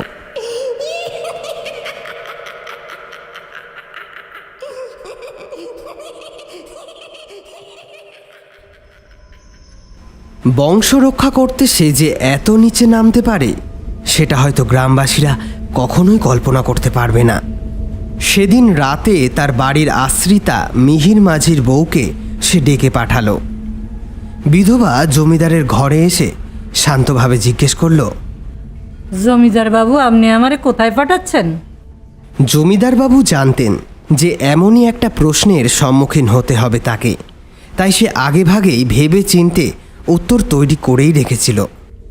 শোনো মাঝি বউ, আমাদের চণ্ডী মণ্ডপের বটতলায় এক সাধিকা এসেছেন। ওনার সাথে আমার কথা হয়েছে। উনি আজ রাতে এক বিশেষ যজ্ঞ করবে, যার ফলে আমরা জানতে পারবো তোমার স্বামী সন্তান কোথায় আছে। তো সেই কারণে সেখানে থাকা তোমার অতি আবশ্যক। এই কথা শুনে মাঝি বউয়ের চোখে মুখে আনন্দের যেন বন্যা বয়ে গেল। সে নিশ্চয়ই সেখানে যাবে, এই কথা জমিদার বাবুকে জানিয়ে হাসি মুখে ঘর থেকে বেরিয়ে গেল। মাঝি বউ চলে যেতেই জমিদার বাবু গ্রামে লোক পাঠিয়ে খবর করে দিল যেন আজকের রাত এবং আগামীকাল কেউ কোনোভাবেই ঘর থেকে না বের হয়, এবং এও জানিয়ে দিল যে গ্রামবাসীদের কল্যাণের জন্যই সাধিকা এক বিশেষ যজ্ঞে বসবেন। তাই তার এইরূপ আদেশ যেন গ্রামবাসীরা মেনে চলে, এতে সকলেরই ভালো হবে। যথারীতি রাত বাড়লে কয়েকজন লোক মিলে মাঝি বউকে সাধিকার কাছে পৌঁছে দিল। বটগাছের নিচে রাতের অন্ধকারে প্রদীপের হলদেটে আলোয় ধূমায়িত পরিবেশের মধ্যে ধ্যানমগ্ন হয়ে বসে আছে ঝুমিয়া। মাঝি বউ ধীরে ধীরে সাধিকার সামনে এসে হাত জোর করে বসল। মা, আমি কি ওদের খুঁজি পাবো? দেখতে পাবো ওদের? নিশ্চয়ই পারবি, নিশ্চয়ই পারবি। ওই জন্যই তো তোকে আজকে ডাকা। তুই তো আজকের যজ্ঞের মুখ্য বিষয়। আমারে কি করতে হবে মা? এই নে, প্রসাদটা খেয়ে নে। এই বলে ঝুমিয়া একটি পিতলের গ্লাস মাঝি বউয়ের দিকে এগিয়ে দিল। কোনো রকম অপেক্ষা না করে সে তার মধ্যের পানীয় ঢকঢক করে ঢেলে দিল গলায়। তারপর কিছুক্ষণ ঝিম মেরে বসে রইল। ঝুমিয়া এক দৃষ্টে চেয়ে আছে তার দিকে। এবার চারপাশের ক্ষীণ আলোটুকুও যেন মাঝি বউয়ের কাছে ক্রমশ নিভে আসতে লাগলো। একবার মুখ তুলে সে ঝুমিয়ার দিকে তাকালো। তার মুখটিও যেন ধীরে ধীরে ঝাপসা হয়ে যাচ্ছে। মা গো, আমার এমন হচ্ছে কেন? সব ঠিক হয়ে যাবে, আস্তে আস্তে সব ঠিক হয়ে যাবে। এই বলে সে একটি হাত তার মাথার ওপরে রাখল। ততক্ষণে মাঝি বউয়ের গোটা শরীরটি এলিয়ে পড়েছে চাতালের ওপর। ওদিকে বিগত কয়েকদিন ধরে রসা কিছু অদ্ভুত স্বপ্ন দেখছে। স্বপ্নগুলো খাপছাড়া হলেও রসা বেশ বুঝতে পারছে সেগুলোকে জুড়ে দিলে গোটা একটা কোনো ঘটনা হয়ে দাঁড়াবে, এবং এই ঘটনা যেন তাকে কিছু ইঙ্গিত করতে চায়।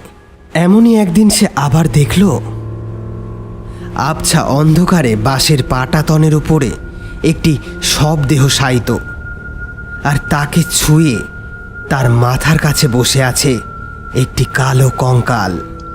তারপর আবার সে দেখল শবদেহটির দেহ থেকে চামড়া খসে খসে পড়ে সেগুলি সেই কঙ্কালের গায়ে এসে জুড়ছে। এভাবে প্রায় প্রতি রাতেই একের পর এক মিহির মাঝির ভয়ঙ্কর পরিণতি এবং তার সাথে সাথে তার ছেলের মর্মান্তিক মৃত্যু সমস্তটাই রসা তার স্বপ্নের মধ্যে প্রত্যক্ষ করে চলল। প্রতিটা স্বপ্নই যেন তাকে কোনো ইঙ্গিত দিতে চায়।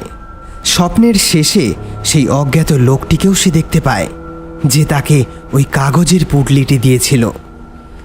রসা বারবার মন্দিরে ছুটে যায়, মায়ের বিগ্রহের সামনে বসে হাত জোর করে মনের সমস্ত দ্বিধাদ্বন্দ্বের কথা বলে, সেই সব অদ্ভুত স্বপ্নগুলোর কথাও বলে। মা যেন তাকে পথ দেখায়। তবে সেদিনকার সেই ঘটনার পর থেকেই অজ্ঞাত লোকটির দেখা রসা আর কখনো পায়নি। মন্দিরের পুরোহিত এবং আশেপাশের লোকেদের কাছে সে অনেক জিজ্ঞাসা করেছে এ ব্যাপারে, তবে সকলে এক কথায় জানিয়েছে তেমন কোনো সন্ন্যাসী গোছের লোক মন্দিরের আশেপাশে তারা কখনো দেখেনি।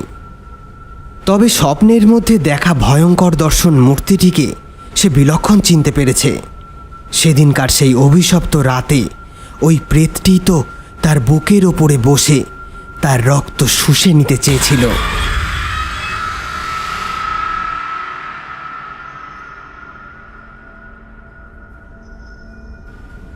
ঝুমিয়া তার উপাচার পেয়ে গিয়েছে। লক্ষ্যে পৌঁছানো এখন কেবল সময়ের অপেক্ষা মাত্র। তবে গ্রামের মানুষের কাছে আসল সত্য কিন্তু আগের মতোই চাপা রয়ে গেল। সকলে জানল গ্রামের মঙ্গল কামনায় ঝুমিয়া পুজো করছে। তারা মাঝি বউয়ের এমন ভয়ঙ্কর পরিণতির কথা জানতেও পারল না। জমিদারবাবু মনে মনে ঠিক করেই নিয়েছিল এরপর গ্রামে সে রটিয়ে দেবে মাঝি বউকে। সে শহরে কোনো আশ্রমে পাঠিয়ে দিয়েছে। তবে এত কিছুর মধ্যে রয়েছে আরও একটি ভয়ানক অভিসন্ধি, যেটি জমিদারবাবুও হয়তো আজ করতে পারেনি। কি অবাক হচ্ছেন? শুনুন তবে। বেতালকে তাড়ানোর জন্য কোনো বিধবা মহিলাকে আহুতি দেওয়ার প্রয়োজন পড়ে না। তাহলে ঝুমিয়া এমনটা কেন করছে? কারণ ঝুমিয়া বেতালকে তাড়াতে বা জমিদার বাবুর বংশ রক্ষা করতে এই গ্রামে আসেনি।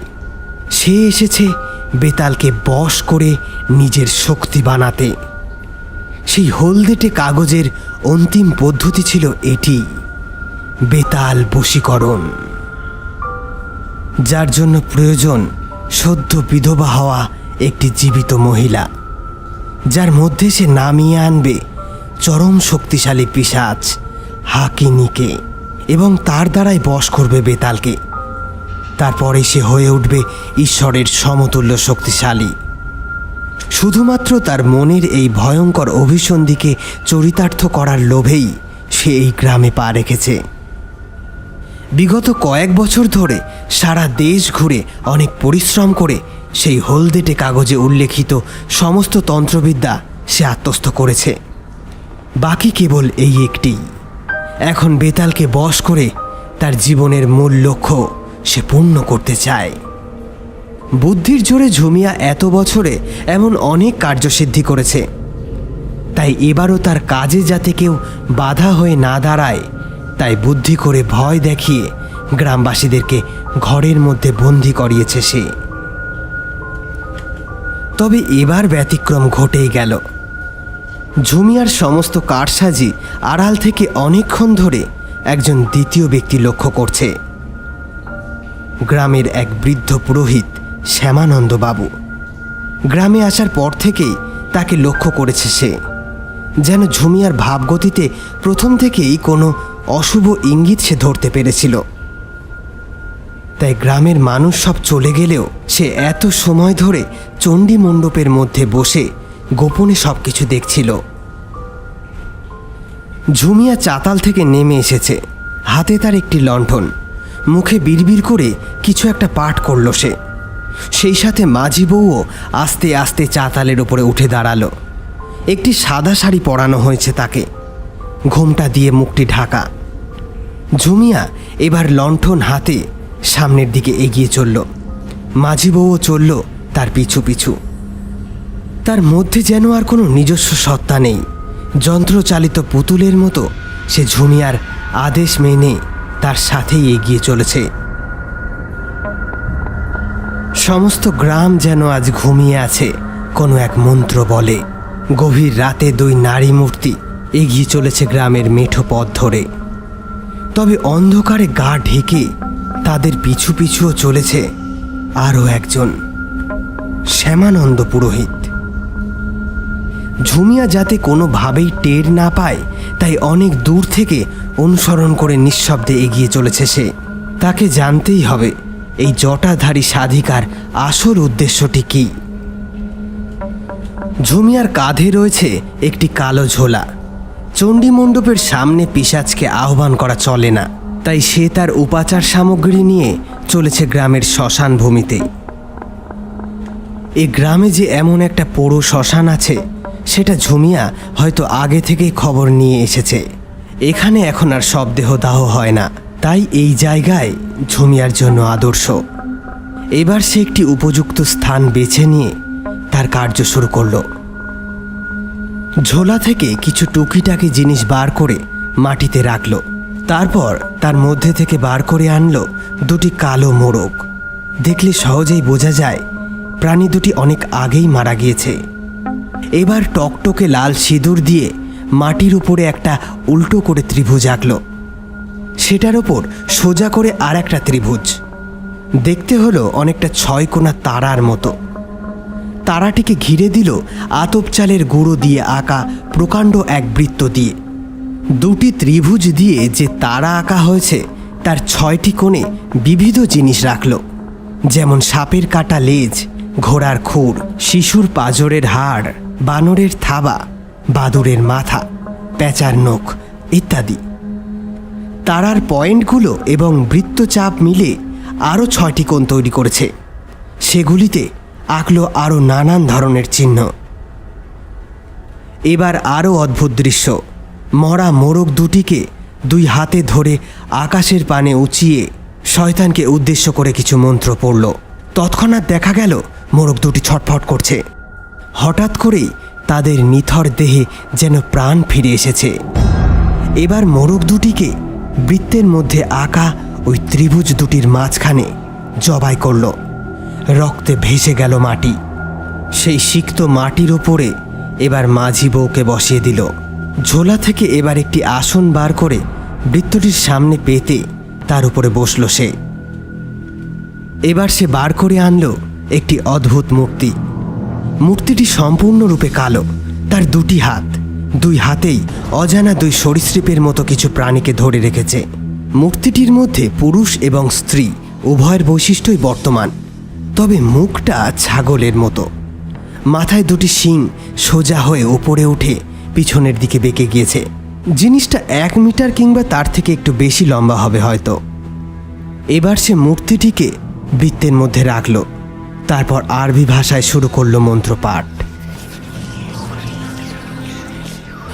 এভাবে চলল আধ ঘন্টা কিংবা তারও বেশি হয়তো। তারপর আসন ছেড়ে উঠে পড়ল ঝুমিয়া। আশপাশ থেকে কিছু শুকনো কাঠ জোগাড় করে এনে তাতে আগুন জ্বালল। তার উপর একটি সরা দিয়ে তার মধ্যে মরা শালিক রেখে আরেকটি সরা দিয়ে জিনিসটিকে ঢেকে দিল। এবার মাঝি বউয়ের চোখে চোখ রেখে একভাবে মন্ত্রপাঠ করে চলল। মাঝি বউয়ের দৃষ্টি স্থির। সে যেন সম্মোহিতের মতো অপলক দৃষ্টিতে চেয়ে আছে ঝুমিয়ার চোখের দিকে। কিছুক্ষণ পর সরাটিকে আগুনের থেকে সরিয়ে নিল। ততক্ষণে মরা শালিকটি পুড়ে ছাই হয়ে গিয়েছে। সেই ছায়ের থেকে 1 চিমটি তুলে একটি বিশেষ পানীয়র মধ্যে দিয়ে ভালো করে নাড়িয়ে দিল। বাকি ছাই থেকে একটি টিকা তৈরি করে সেটি পরিয়ে দিল মাঝি বউয়ের কপালে এবং প্রস্তুত লাল রঙের পানীয়টি সে চোখ বুজে গলাধকরণ করল। এক তীব্র মরা পচা গন্ধে ভরে উঠেছে চারপাশ। শ্যামানন্দবাবু দূর থেকে এই সমস্ত জিনিস লক্ষ্য করছে। এবার সে বিস্ফারিত নেত্রে দেখল মাঝি বউয়ের গোটা শরীরটা যেন শূন্যে ভাসছে। 2 হাত সামনে জড়ো করে সে ঝুমিয়াকে উদ্দেশ্য করে প্রণাম করছে। পর মুহূর্তেই একটা বিকট শব্দ করে সেটি আবার বৃত্তের মধ্যে এসে বসল। শ্যামানন্দবাবু দেখল ঝুমিয়ার চোখ জলজল করছে আনন্দে। সে দুনিয়ার সব থেকে শক্তিশালী শক্তির অধিকারিণী হতে চলেছে। ওদিকে আজ রাতেও রসা এক স্বপ্ন দেখছে। প্রথমে সে দেখল একটি কঙ্কাল জলের নিচে অনেক দিন ধরে রয়েছে। খানিক পরে আবার দেখল সে তাদের গ্রামের নদীর ঘাটের কাছে দাঁড়িয়ে। এমন সময় জলের তলা থেকে সেই কঙ্কালটি ভেসে ওপরে উঠে এলো। নদীর উল্টো দিকেই গ্রামের এক পুরনো শ্মশান। বহুকাল সেখানে সব দাহ হয় না। রসা এবার দেখতে পেল সেখানে দাঁড়িয়ে রয়েছে মন্দিরের সেই অজ্ঞাত লোকটি। যেন কিছু ইঙ্গিত দিতে চাইছে সে। তারপর সব অন্ধকার। ঘুম ভেঙে গেল রসার। বিছানার উপরে ধর্মর করে উঠে বসল। মনে মনে ঠিক করল কাল সূর্যের আলো ফুটতেই সে নদীর ঘাটে যাবে। কেমন একটা অস্বস্তি হচ্ছে তার মনের মধ্যে। বালিশের তলা থেকে সেই কাগজের পুডলিটি বার করে মাথায় ঠেকিয়ে মায়ের নাম নিল। বিড়বিড় করে বলল, মা, এই স্বপ্ন আমায় কি ইঙ্গিত দিতে চায় মা? এই কি স্বপ্ন দেখলাম আমি? তুমি আমাকে বলে দাও মা। ঝুমিয়া তার পিশাচতন্ত্র দ্বারা সফলভাবে হাকিনীকে নামিয়ে আনলো মাঝি বউয়ের মধ্যে। এবার বেতালকে আহ্বানের পালা। দুটি বিক্ষিপ্ত শক্তিকে সে মন্ত্র বলে একত্রিত করতে চলেছে। এই কাজ কতটা ভয়ানক সে জানে। যদি এই কাজে সে ব্যর্থ হয়, তার জীবন তো যাবেই, সেই সাথে গ্রামে নেমে আসবে এক ভয়ঙ্কর সংকট। তবে গ্রামের সাধারণ মানুষের জীবনের পরোয়া সে করে না। এমনিতেও বেতালকে বশ করার পর সে ঠিক করেছে গ্রামের মানুষকেই তার ভেড হিসাবে একে একে চড়ানো শুরু করবে। তার চাই শুধু শক্তি, মহাশক্তি। 3 প্রহর অতিবাহিত হয়েছে। এই হলো আসল সময় যখন অপশক্তি সব থেকে বেশি শক্তিশালী হয়ে ওঠে। ঝুমিয়া এবার মাঝি বউকে ভেড বানিয়ে বেতালকে আহ্বান করা শুরু করলো।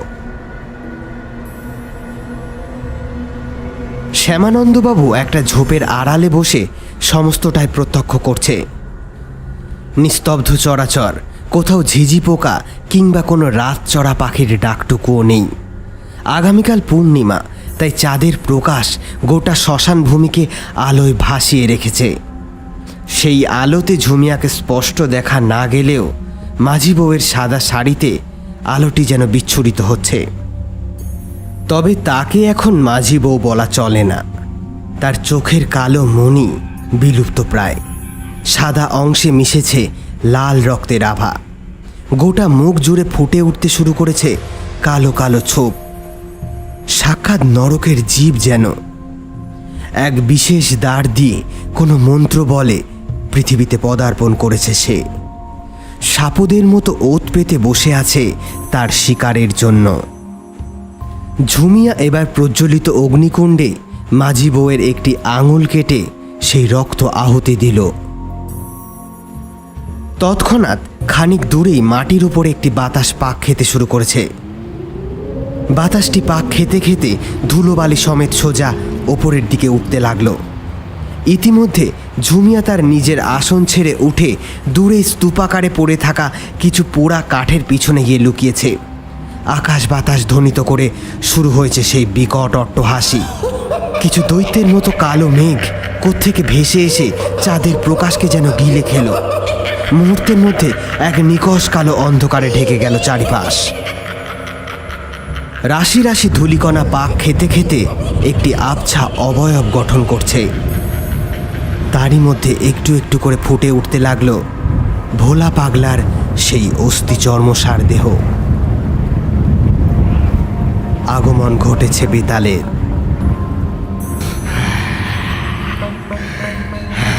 তার লিকলিকে সাপের মতো জীব হাওয়ায় ভাসছে। শরীরের পচা মাংসের বিকট গন্ধ জানান দিচ্ছে তার কুৎসিত রূপের। এদিকে এত কিছুর মধ্যেও বৃত্তের মধ্যে স্থির হয়ে বসে রয়েছে মাঝি বউ, যেন সঠিক মুহূর্তের অপেক্ষায় আছে সে। বেতাল তার রক্তলোলুপ দৃষ্টি তার ওপরে নিক্ষেপ করে একটু একটু করে এগিয়ে যাচ্ছে।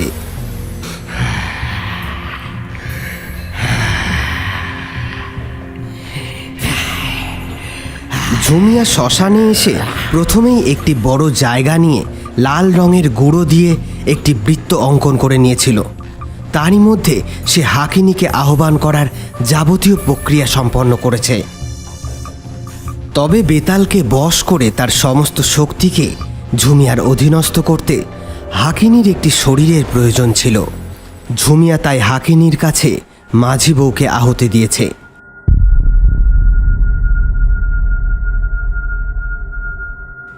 হাকিনী এখন মাঝি বউয়ের আত্মাকে গ্রাস করে তার মধ্যে নিজেকে প্রতিস্থাপন করেছে। মাঝি বউয়ের শরীরটিকে সে শুধু খোলসের মতো ব্যবহার করবে।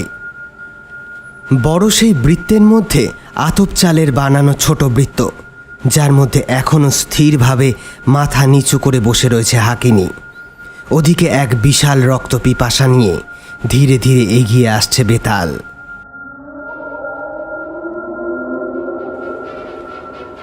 বড় বৃত্তের মধ্যে পা রাখতেই মাঝি বউয়ের শরীরে যেন তড়িৎ খেলে যায়। এবার সে মাথা তুলে চায় বেতালের দিকে। বেতালের ভয়ঙ্কর দৃষ্টির বিরুদ্ধে ততোধিক ভয়ঙ্কর দৃষ্টি নিক্ষেপ করে সোজা হয়ে উঠে দাঁড়ায়।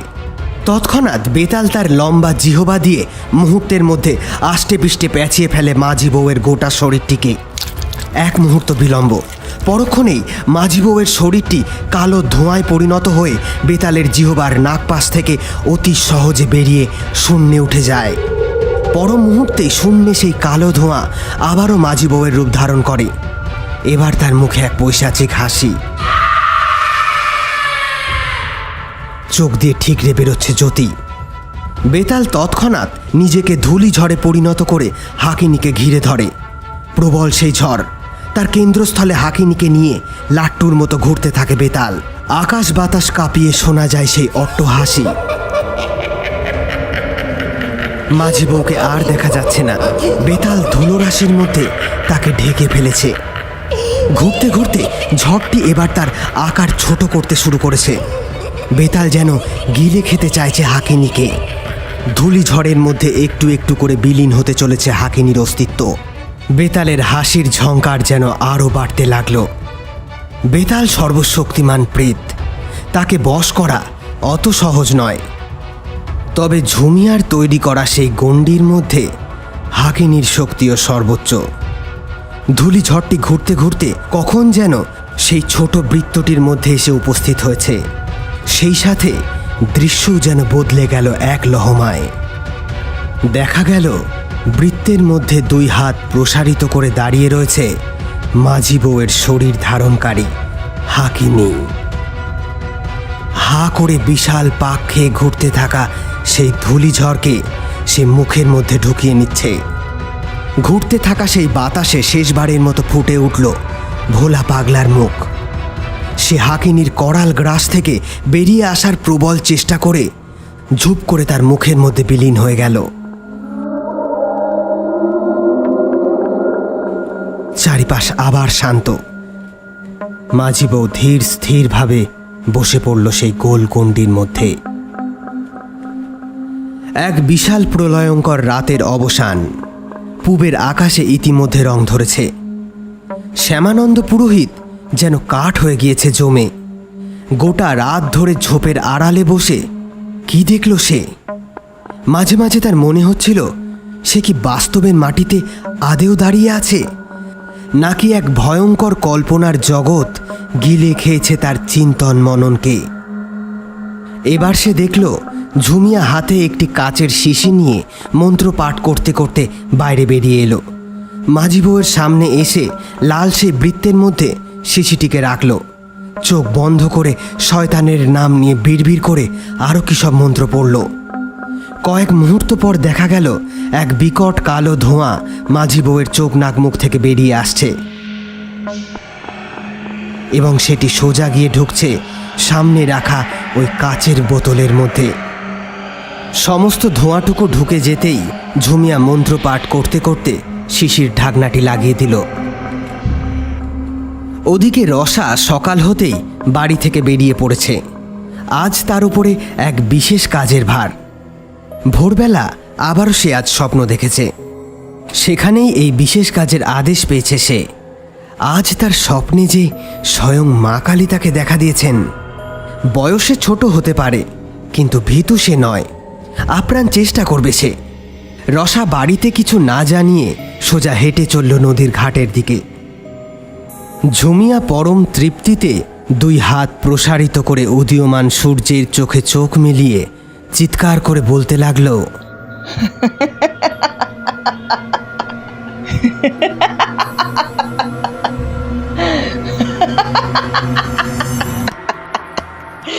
পৃথিবীর সমস্ত শক্তি এখন আমার কাছে। আমি অপরাজেয়, আমি অমর। বেতালকে বশ করার আনন্দে আত্মহারা হয়ে চিৎকার করে হাসতে লাগলো ঝুমিয়া।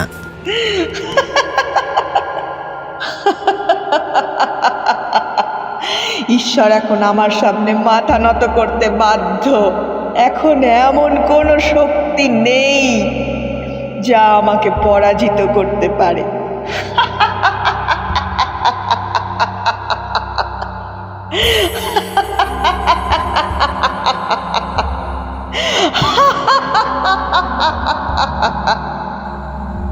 ক্ষমতার দম্ভে ফুঁসছে সে। তার সামনেই নিথর হয়ে পড়ে রয়েছে মাঝি বউয়ের মৃতদেহটি। বৃত্তের মধ্যে রাখা রয়েছে সেই স্বচ্ছ কাচের শিশি, তারই মধ্যে একটি কালো ধোঁয়া ঘুরপাক খাচ্ছে। ঝুমিয়ার এইরূপ অবস্থা দেখে পুরোহিত শ্যামানন্দবাবু আর নিজেকে ধরে রাখতে পারল না। হাতে একটি চেলাকাঠ তুলে নিয়ে ছুটে এলো ঝুমিয়ার দিকে।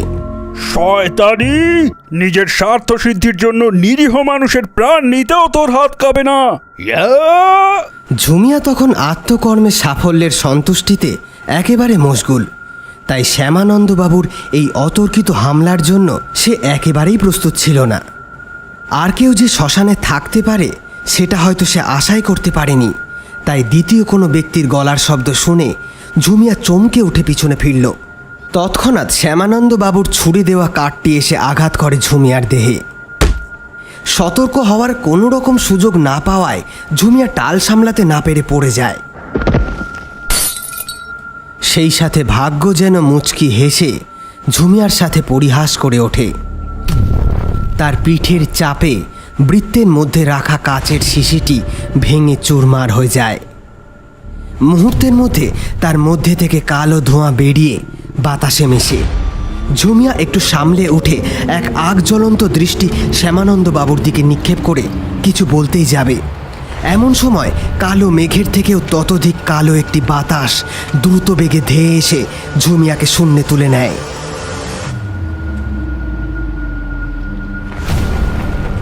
কালো বাতাসটি ক্রমেই ঝুমিয়াকে ঢেকে ফেলে। কয়েক মুহূর্তের অপেক্ষা, তারপরেই রক্তশূন্য ছিবড়ে হয়ে যাওয়া ঝুমিয়ার দেহটি আছড়ে পড়ে মাটিতে। নিথর হয়ে যাওয়া মাঝি বউয়ের দেহের পাশে পড়ে থাকে আরও একটি নিথর দেহ, ঝুমিয়ার মৃতদেহ। শ্যামানন্দবাবু এমন একটা ঘটনার জন্য মোটেই প্রস্তুত ছিল না। বেতাল আবার মুক্ত হয়ে গিয়েছে। এবার সে বাঁধন ছাড়া, ততোধিক হিংস্র, ততোধিক শক্তিশালী। এখন সে ধ্বংসলীলায় মত্ত হতে চলেছে।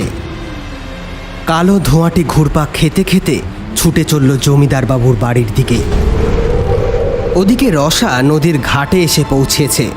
নদীর ওপারে খানিক দূরেই একটি শ্মশান। স্বপ্নে বারংবার এই শ্মশানটিকেই তো সে দেখে। মন্দিরের সেই অজ্ঞাত লোকটিকেও সেখানে দাঁড়িয়ে থাকতে বহুবার দেখেছে সে। রসা অনুভব করল একটা বিকট পচা গন্ধে নদীর ঘাট যেন ভরে উঠেছে। এইদিকে সেদিকে নজর ফেলতেই রসা দেখল নদীর মাঝ বরাবর কচুরিপানার মধ্যে কিছু একটা যেন আটকে রয়েছে। মাছিগুলো সেখানেই ভনভন করে উঠছে।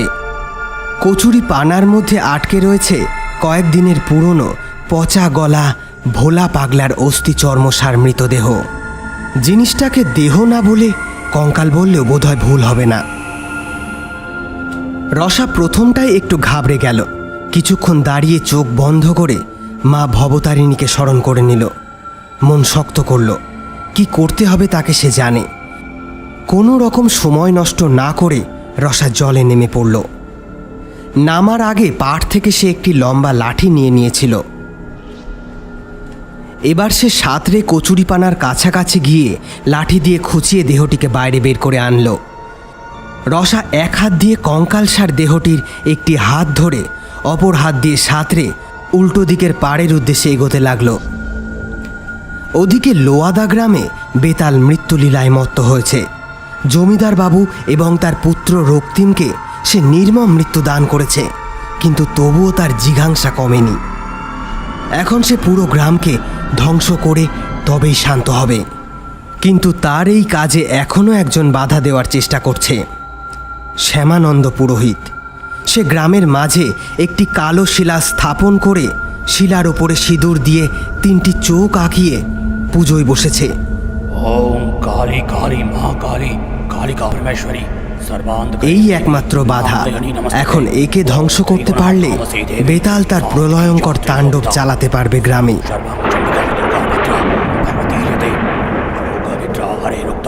মহাকালী তমাগুণা মধুঘৈর্বনাশার্থম ইয়াং দুষ্টাবম্বুজাসনা। দশা ভক্তা দশা পূজা দশা পাদনজনর্বাহ। গোটা গ্রাম জুড়ে এবার প্রবল দুর্যোগ শুরু হয়ে গেল। কালো কালো মেঘে ঢেকে নিল আকাশকে। দিনের বেলাও চারপাশে নেমে এলো ঘোর অন্ধকার। আকাশ বাতাস বিদীর্ণ করে মাটি থেকে বিদ্যুৎ উঠে আছড়ে পড়তে লাগলো কালো মেঘের মধ্যে। ঝুমিয়ার কথা মতো সমস্ত গ্রামবাসী এখনো তাদের ঘরের মধ্যে আছে। তবে হঠাৎ আগত এই প্রলয়ে তারা যেন হকচকিয়ে গিয়েছে। ঝড়ের দাপটে তাদের ঘরবাড়ি কাঁপছে। উঁচু উঁচু নারকেল গাছগুলিতে বিকট শব্দে আছড়ে পড়ছে বিদ্যুৎ।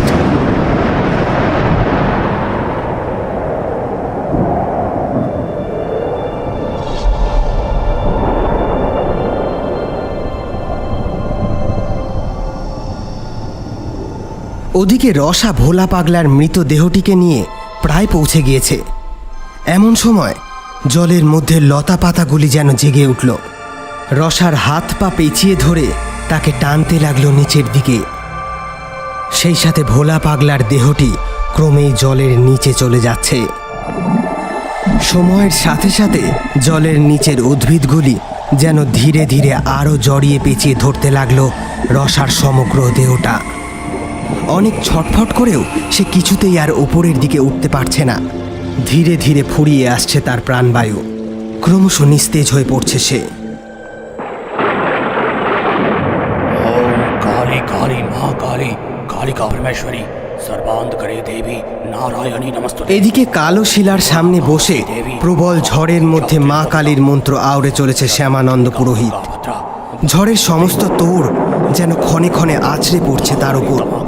শক্তভাবে মাটি কামড়ে বসে চোখ বন্ধ করে মন্ত্রপাঠ করে চলেছে সে।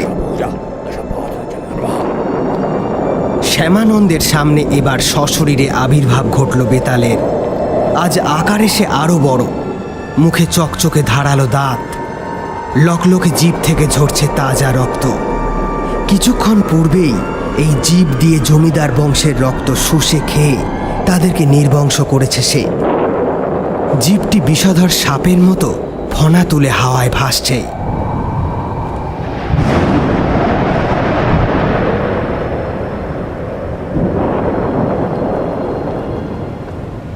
ভোলা পাগলা বেতাল হয়ে তার প্রতিশোধ নিয়েছে।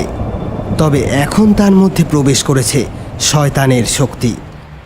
তাই সে শুধুমাত্র নিজের প্রতিশোধ নিয়েই ক্ষান্ত হবে না। তার এখন চাই গ্রামের প্রতিটি মানুষের ছিন্ন ভিন্ন মুন্ডু। বিশেষ ভঙ্গিতে দাঁড়িয়ে শ্যামানন্দ বাবুকে দেখে হাসতে লাগলো ভোলা পাগলা।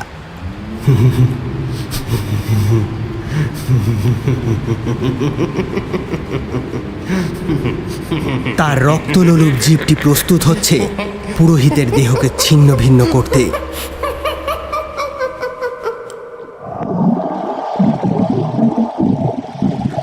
ওদিকে জলের নিচে রসা নিস্তেজ হয়ে ঝিমিয়ে পড়ছে।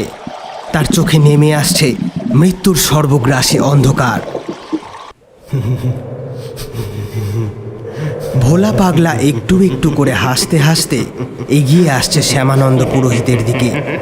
এবার এক বিশাল বিদ্যুতের গর্জনে গ্রামের মাটি যেন থরথর করে কেঁপে উঠল।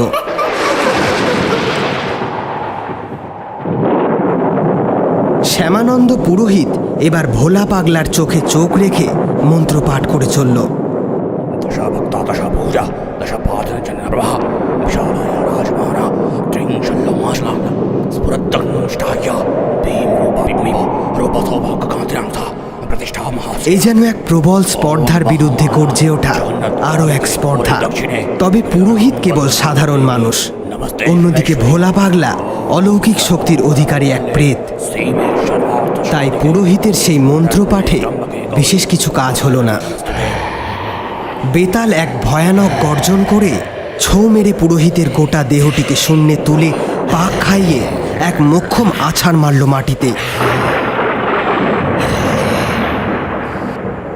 কালো শিলাটির সামনে উপুড় হয়ে পড়ে তৎক্ষণাৎ জ্ঞান হারালো শ্যামানন্দ বাবু। তার মাথা ফেটে গড়িয়ে যাচ্ছে রক্ত।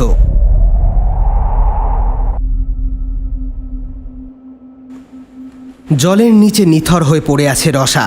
তার পাশেই অস্থি চর্মসার ভোলা পাগলার দেহটি। এমন সময় তার বুক পকেটে রাখা কাগজের পুঁটলিটি হঠাৎ করে যেন জ্বলে উঠল। বলাই বাহুল্য, এত সময় জলের মধ্যে থেকে কাগজের পুঁটলির মধ্যেকার সেই ছাই ভিজে হয়তো কাদা হয়ে গিয়েছিল, কিন্তু হঠাৎ করে এবার যেন সেটি রসার সমগ্র শরীরে তাপ ছড়িয়ে দিতে লাগলো। এবার রসা দুই চোখ মেলল। পর মুহূর্তেই বুকের কাছে হাত রেখে সেই অস্থি চর্মসার ভোলা পাগলার কঙ্কালটিকে নিয়ে দ্রুত বেগে ওপরে ওঠার চেষ্টা করতে লাগলো। তার শরীরে যেন এখন প্রবল এক শক্তির আবির্ভাব ঘটেছে।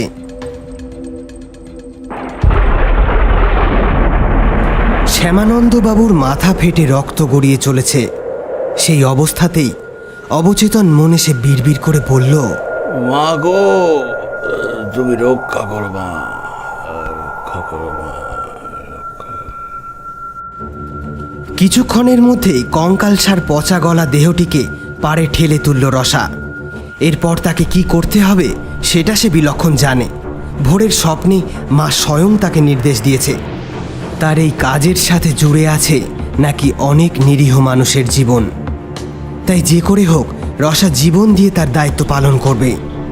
একটা কালো কুৎসিত অন্ধকার যেন বারবার তাকে চেপে ধরতে আসছে, কিন্তু তার জামার পকেটে থাকা কাগজের পুঁটলিটি এক পবিত্র উত্তাপ ছড়িয়ে আগলে রেখেছে রসাকে।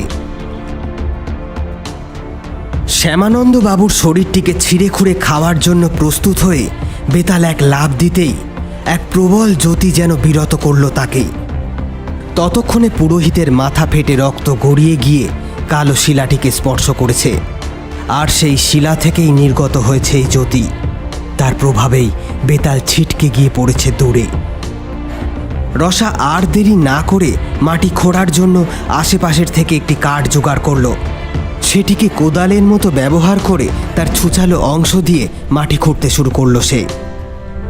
যদিও নদীর পাড়ের মাটি তাই বিশেষ শক্ত নয়, তবুও রসার পক্ষে সেই গর্ত বানানো যথেষ্ট কঠিন ব্যাপার।